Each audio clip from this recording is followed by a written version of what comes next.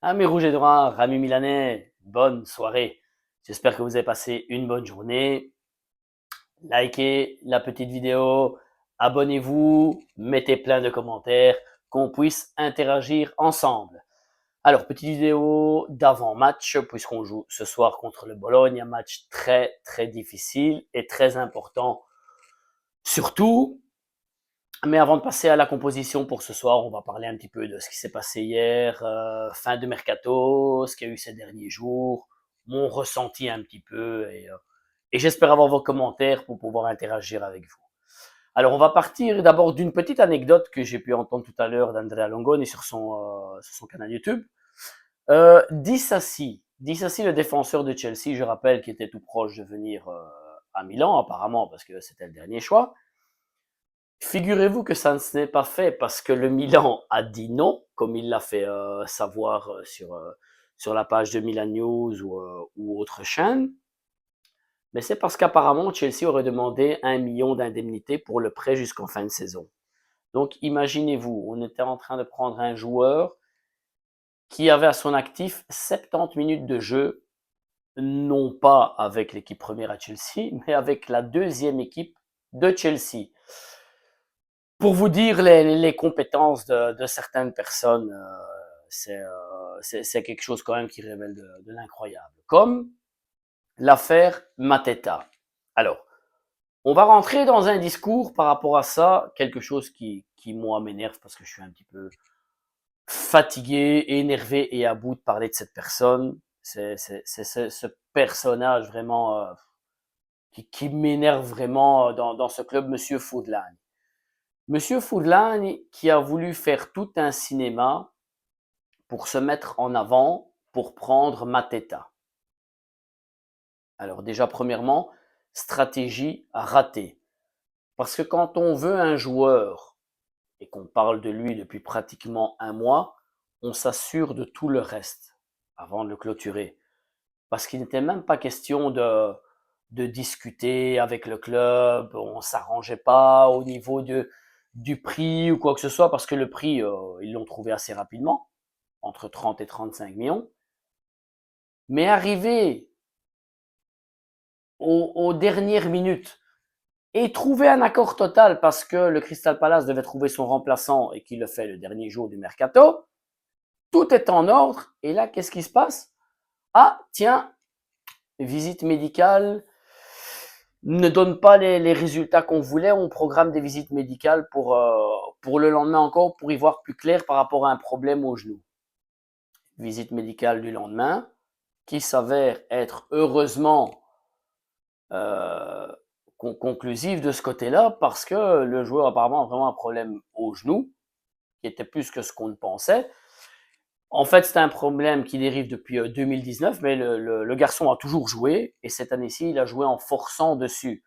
Il y avait deux options qui se portaient pour lui, soit de continuer à jouer avec la douleur et postposer la douleur avec un risque d'une opération plus sévère peut-être par après, ou s'opérer tout de suite comme apparemment il va le faire et perdre 3-4 mois. Donc ça veut dire saison finie. Quand on sait que la Juve était intéressée aussi aux joueurs et qui avait demandé un prêt avec droit d'achat, à votre avis pourquoi? Parce que sûrement la Juve s'était renseignée des conditions physiques du joueur et a fait cette proposition. Un joueur comme Mateta, même si soyons clairs, c'est pas Georges Weah ou Van Basten ou quoi que ce soit, et avec les prix du marché actuel aujourd'hui, c'est un joueur qu'en Angleterre, ils auraient pu vendre très très bien 50-60 millions. Parce que c'est un joueur qui, ces 3-4 dernières années, il a toujours voyagé à plus d'une dizaine, quinzaine de buts par saison. Donc il aurait très bien pu être vendu à ce prix-là, par rapport au prix du mercato actuel, hein, soyons clairs, parce que moi, ces prix des mercatos actuels sont ridicules pour moi, mais on parle de prix actuels. Donc, si le prix est divisé pratiquement par deux, posez-vous des questions. Si vous voulez vraiment faire un attaquant, parce que là, M. Fulani a voulu montrer qu'il voulait faire cet attaquant, préparez un plan B. Que si Mateta saute ou qu'il ne se fasse pas, prenez quelqu'un d'autre pour le mettre à disposition d'Allegri. Un exemple, Sorlotte de l'Atlético Madrid. Même type de joueur, tranche d'âge plus ou moins la même chose, 27 ans, je crois. Dans les prix 30 millions aussi, d'après ce que l'Atlético disait aussi il y a quelques mois. Donc, prévoyez un plan B. Mais ce qui m'énerve le plus dans cette histoire, c'est que à Iglitare, qui est notre vrai directeur sportif, Moncada, je le calcule même pas non plus, parce qu'il a fait plus de dégâts qu'autre chose en travaillant avec Furlan. À Iglitare, au mois de décembre, fin novembre déjà, on lui a dit, écoute, tu as 0 € comme budget pour faire le mercato, essaye de faire ton mieux pour ramener aussi un attaquant. Et c'est ce qu'il a fait. Il a fait un miracle pour moi. Parce que ramener Füllkrug, gratuit, parce que pour moi, Füllkrug est un bon attaquant, ok, il a 33 ans, mais c'est un bon attaquant qui bute. Seul bémol, ses blessures. Mais bon, voilà. Enfin, avec, on l'a eu gratuit. On le fait venir, Iglitare se débrouille pour le faire venir fin décembre, juste après la Noël, ce qui facilite son intégration dans le groupe, ce qui facilite son adaptation au football italien. Donc pour moi, ça révèle du miracle.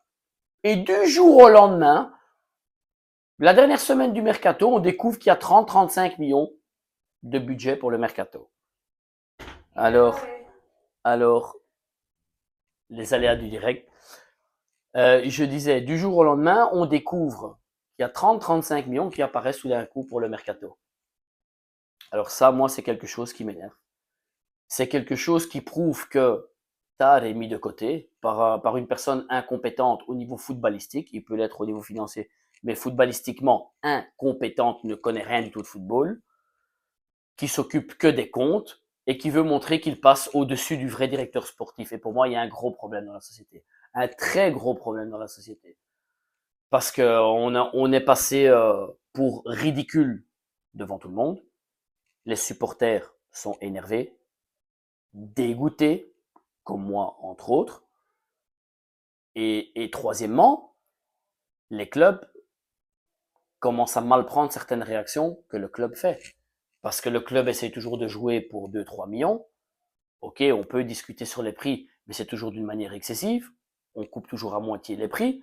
Donc, friction déjà avec certains clubs aussi en Europe. On a perdu notre identité. L'identité du vrai Milan n'existe plus. Donc, il faut vraiment espérer une seule chose, les amis, c'est qu'un vrai investisseur rachète ce club et qu'on puisse retourner à investir et à pouvoir espérer gagner comme avant.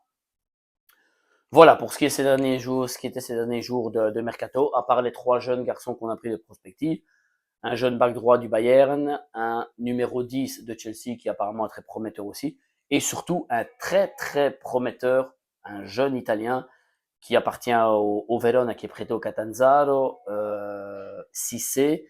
J'ai pu voir quelques vidéos quand même. Après, voilà, faut pas se fier spécialement aux vidéos, mais il a l'air vraiment très, très prometteur. Ça, c'est un très bon achat. Mais voilà, donc il va falloir prendre une autre direction parce que dans ce sens-là, on ne peut plus continuer. Donc, pour ce soir, encore une équipe avec des défections, comme d'habitude, pour la xème fois de la saison.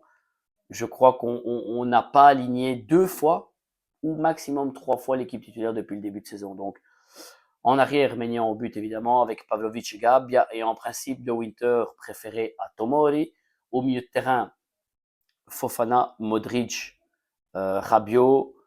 À droite, ATK, mais qui va remplacer Selemakers blessé, parce que le garçon aussi est fatigué et est blessé puisqu'il n'a pas de remplaçant. À gauche, Bartezag, et devant, couple inédit, Nkunku, Loftus-Cheek.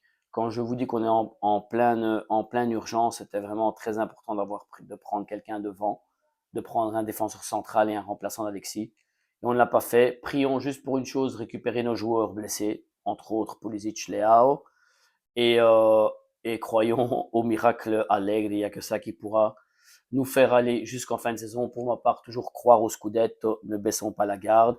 Mais ce soir, c'est très important de gagner pour distancer au moins la 5e place, ce qui veut dire mettre dehors quasiment la Rome de la course à la Champions League et les mettre à 7 points. Un match très très difficile ce soir. Voilà, chers amis, petit like à la vidéo, abonnez-vous, c'est totalement gratuit. Commentaire, je vous dis encore une fois, comme d'habitude, ça me fait super plaisir. Et sempre Forza Milan, je ferai peut-être un petit live fin du match si tout se passe bien et qu'on soit dans la bonne humeur. Forza Milan.